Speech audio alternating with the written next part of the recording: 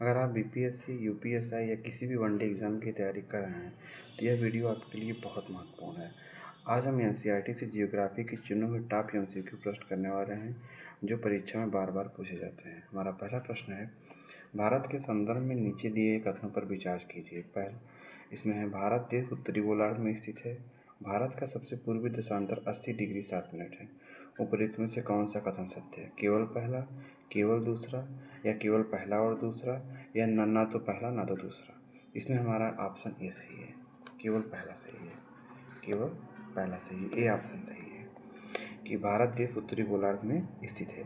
इसका अक्षांशीय विस्तार जो है 8 डिग्री 4 मिनट उत्तर से 37 डिग्री 6 मिनट उत्तरी अक्षांश तक है, और जबकि देशांतरी विस्तार जिसे हम पूर्वी देशांतर के नाम से जानते हैं वो 68 डिग्री 7 मिनट पूर्व से 97 डिग्री 25 मिनट पूर्वी देशांतर के बीच है। हमारा अगला क्वेश्चन है, निम्नलिखित कथनों में से कौन सा कथन भारत के संदर्भ में सही है? भारत विश्व का 5वां बड़ा देश है। यह स्थल मंडल के कुल क्षेत्रफल का लगभग 2.4% भाग अधिकृत किए हुए है।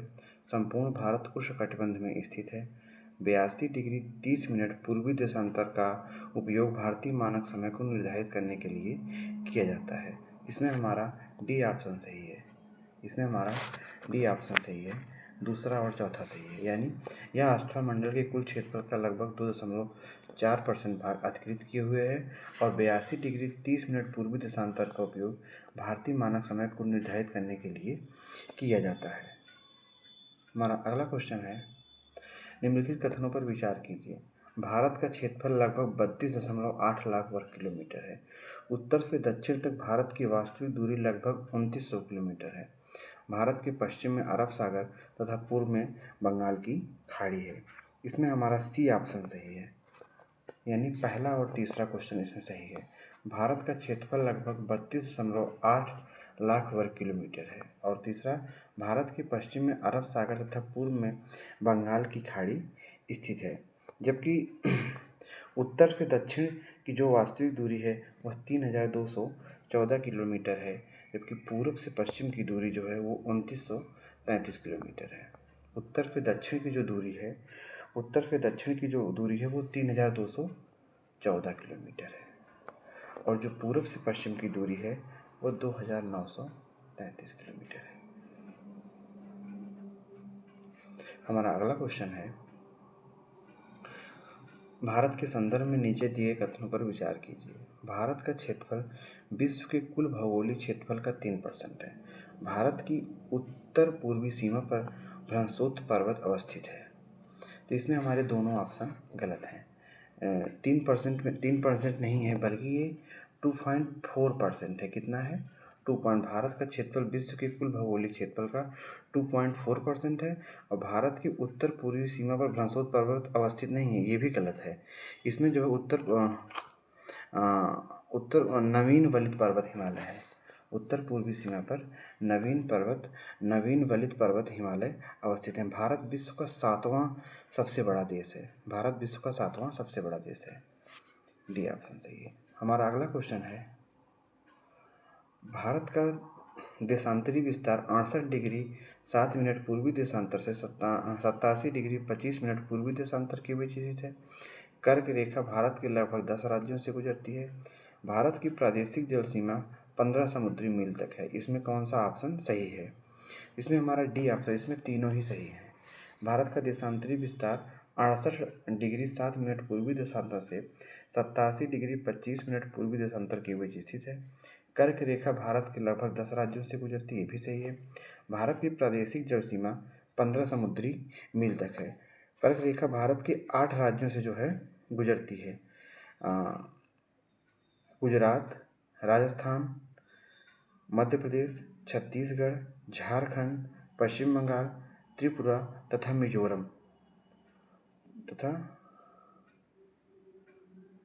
मिजोरम नहीं सॉरी दोस्तों, इसमें असत्य पूछा है। ये तीनों ही गलत हैं, ये तीनों ही गलत हैं। 8 राज्यों से होकर गुजरती है, और जो समुद्री है ये 12 समुद्री मील तक है, यानी 21.9 किलोमीटर समथिंग जो होता है उतना है। और जो भारत का देशांतरी विस्तार है वो 68 डिग्री 7 मिनट पूर्वी देशांतर से 97 डिग्री 25 मिनट पूर्वी देशांतर है। तो इसमें तीनों ऑप्शन गलत है। 68 डिग्री 7 मिनट से 97 डिग्री 25 मिनट है। हमारा अगला क्वेश्चन है,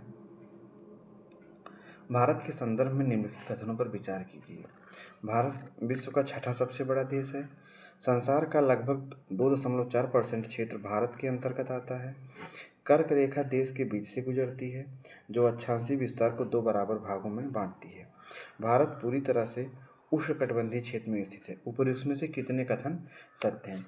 इसमें हमारा केवल दूसरा ऑप्शन सही, केवल दूसरा सही है, केवल 2, यानी संसार का लगभग 2.4% क्षेत्र भारत के अंतर्गत आता है।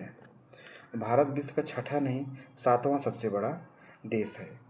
और इसमें जो है कर्क रेखा देश के, ये वाला भी गलत है हमारा। भारत विश्व का 7वां सबसे बड़ा देश है और क्षेत्रफल के अनुसार विश्व का सबसे बड़ा देश रूस है। उसके पश्चात कनाडा, अमेरिका, चीन, ब्राज़ील तथा ऑस्ट्रेलिया का स्थान है। भारत उपोष्णकटिबंधीय क्षेत्र में स्थित है, उपोष्णकटिबंधीय क्षेत्र में स्थित है। हमारा अगला क्वेश्चन है, कौन से कथन सत्य हैं? भारत की लंबाई उत्तर से दक्षिण की ओर पूर्व से पश्चिम की अपेक्षा अधिक है। 82 डिग्री 30 मिनट पूर्वी देशांतर रेखा का भारत या में उत्तर माना गया है। तो हमारे दोनों ही कथन सत्य हैं, यानी हमारा सी ऑप्शन सही है। भारत की लंबाई उत्तर से दक्षिण की ओर पूर्व से पश्चिम की अपेक्षा अधिक है, जी बिल्कुल अधिक है। और 82 डिग्री 30 मिनट पूर्वी देशांतर रेखा को भारत का मानक यमोत्तर माना गया है, ये भी सही है। हमारा अगला क्वेश्चन है, भारत के भौगोलिक विस्तार के संदर्भ में कौन सा कथन सत्य है? भारत के मुख्य भूभाग में दक्षिण पूर्व में अंडमान और निकोबार द्वीप समूह है। भारत के उत्तर पश्चिम में लक्षद्वीप समूह स्थित है। मकर रेखा भारत को दो बराबर भागों में विभाजित करती है। भारत का सबसे दक्षिणी बिंदु इंदिरा काल है। तो इसमें हमारा सत्य कथन केवल ए वाला ऑप्शन सही है, केवल ए ऑप्शन सही है। भारत के मुख्य भूभाग में के दक्षिण पूर्व में अंडमान और निकोबार द्वीप समूह है क्या, लेकिन हमारा बी सी डी जो ऑप्शन है तीनों ही गलत हैं। भारत दक्षिण पश्चिम भाग में लक्षद्वीप समूह स्थित है, दक्षिण उत्तर पश्चिम में नहीं, दक्षिण पश्चिम में लक्षद्वीप समूह स्थित है। कर्क रेखा 23.5 डिग्री उत्तरी अक्षांश भारत को 2 बराबर भागों में विभाजित करती है। कर्क रेखा, मकर रेखा नहीं, कर्क रेखा भारत को 2 बराबर भागों में विभाजित करती है। और भारत का सबसे दक्षिणी बिंदु इंदिरा पॉइंट है, इंदिरा काल नहीं, इंदिरा पॉइंट है, जो ग्रेट निकोबार द्वीप के 6 डिग्री 4 मिनट उत्तरी अक्षांश पर स्थित है। हमारा अगला क्वेश्चन है, निम्नलिखित में से भारत के लिए मानक समय निर्धारित करने वाली 82 डिग्री 30 मिनट पूर्व देशांतर रेखा किस स्थान से गुजरती है? यह मिर्ज़ापुर के उत्तर प्रदेश से गुजरती है। 82 डिग्री 30 मिनट पूर्व देशांतर रेखा मिर्ज़ापुर के उत्तर प्रदेश से होकर गुजरती है। हमारा अगला क्वेश्चन है, भारत के संदर्भ में निम्नलिखित कथनों पर विचार कीजिए, कौन से कथन सत्य हैं? भारत की अवस्थिति उत्तरी गोलार्ध में है। कश्मीर तथा कन्याकुमारी की दिन रात की अवधि में कोई अंतर नहीं है। भारत का दक्षिणी विस्तार 6 डिग्री 45 मिनट उत्तरी अक्षांश है। तो इसमें हमारा सी ऑप्शन केवल सही है, पहला और तीसरा। भारत की अवस्थिति उत्तरी गोलार्ध में है, ये वाला सही है। और भारत का दक्षिणी विस्तार 6 डिग्री 45 मिनट उत्तरी अक्षांश है।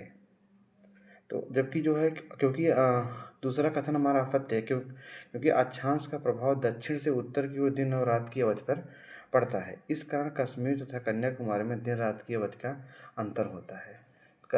हमारा अगला क्वेश्चन है, भारत के संदर्भ में कौन से कथन सही हैं? भारत की स्थल सीमा रेखा की कुल लंबाई 15,200 किलोमीटर है। भारत की समुद्री सीमा की लंबाई 7,516.6 किलोमीटर है। भारत के उत्तर पश्चिम से उत्तर पूर्वी सीमा तक मरुस्थल है।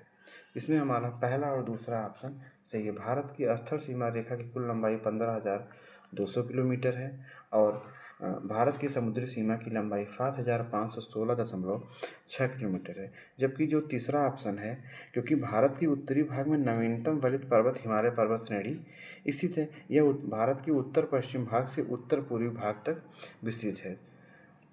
यानी हमारा तीसरा ऑप्शन गलत है। हमारा अगला क्वेश्चन है, निम्नलिखित में से कौन सा कथन असत्य है?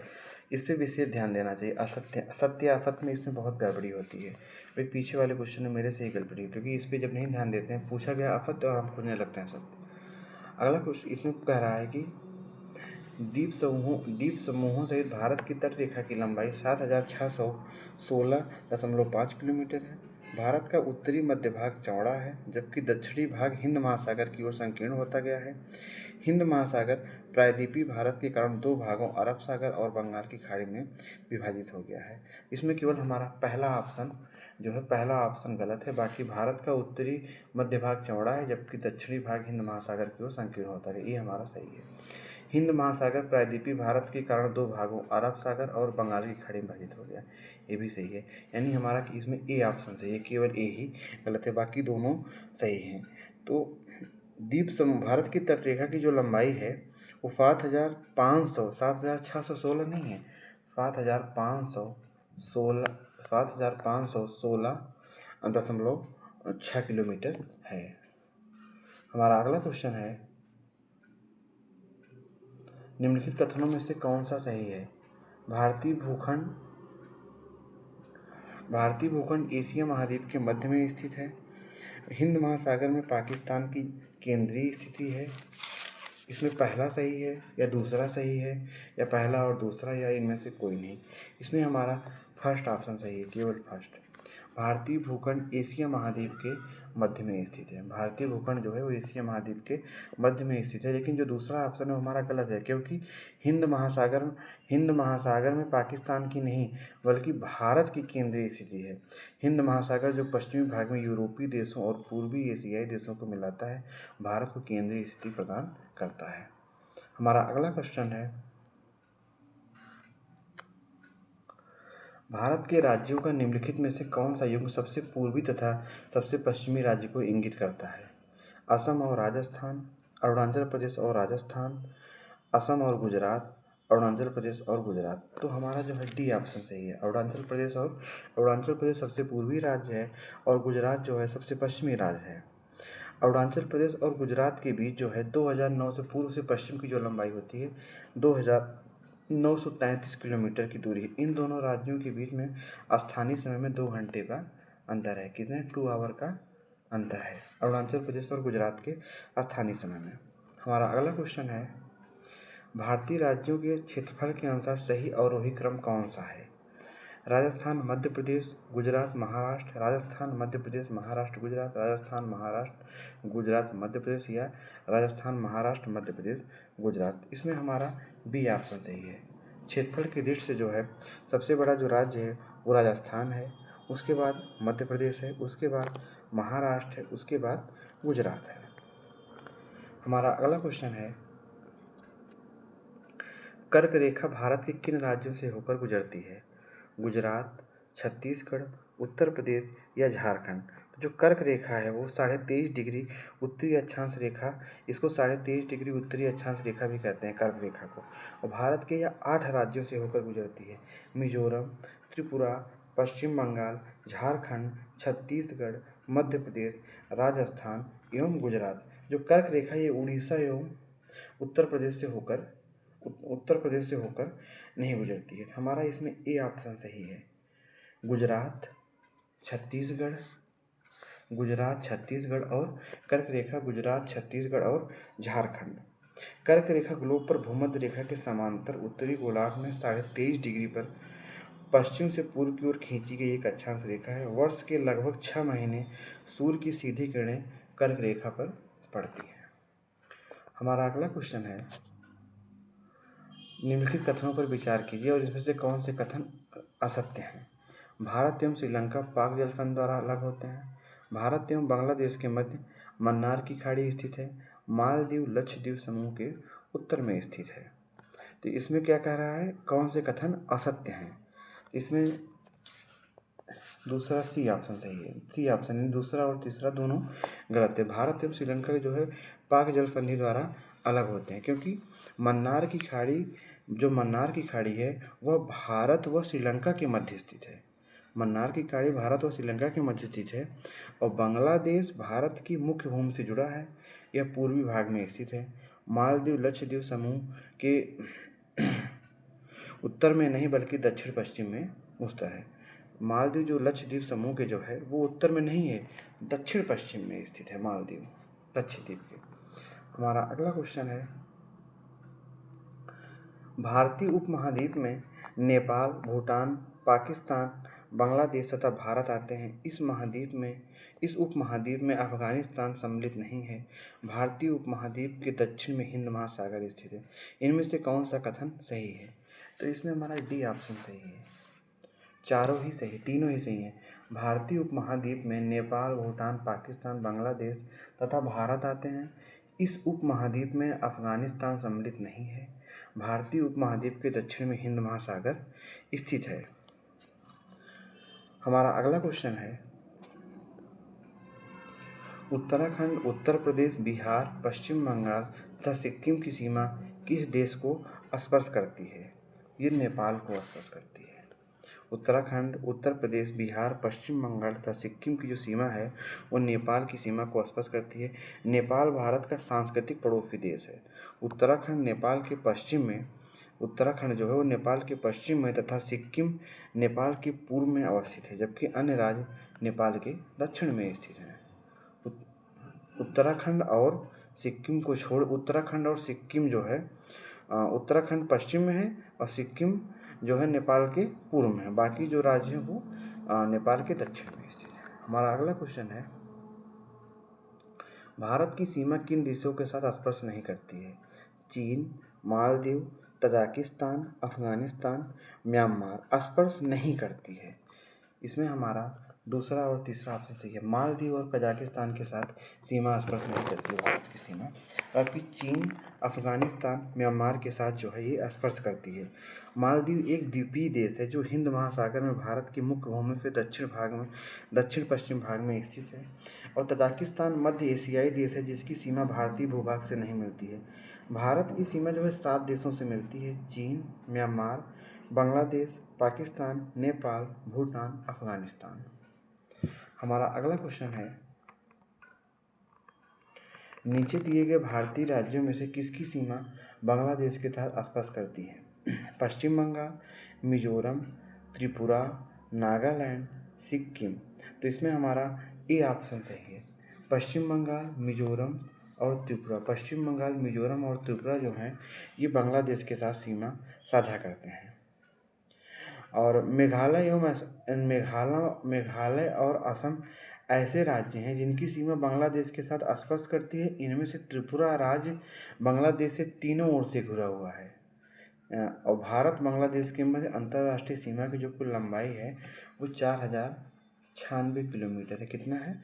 4096 किलोमीटर है, जो अन्य देशों के साथ लगने वाली अंतर्राष्ट्रीय सीमा की लंबाई में सबसे अधिक है। नागालैंड की सीमा म्यांमार से तथा सिक्किम की सीमा चीन से स्पर्श करती है। नागालैंड की जो सीमा है, नागालैंड की सीमा म्यांमार से स्पर्श करती है और सिक्किम की सीमा चीन से स्पर्श करती है। हमारा अगला क्वेश्चन है, निम्नलिखित भारतीय राज्यों में से कौन स्थलीय अंतर्राष्ट्रीय सीमा के साथ साथ जलीय सीमा से भी लगा हुआ है? तो महाराष्ट्र, पश्चिम बंगाल, उड़ीसा या गुजरात।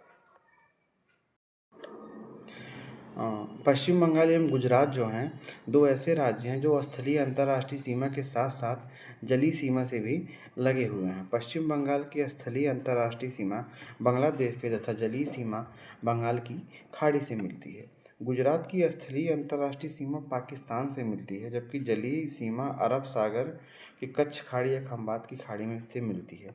जबकि महाराष्ट्र व उड़ीसा राज्य की स्थलीय भाग किसी भी अंतर्राष्ट्रीय सीमा से नहीं मिलते हैं।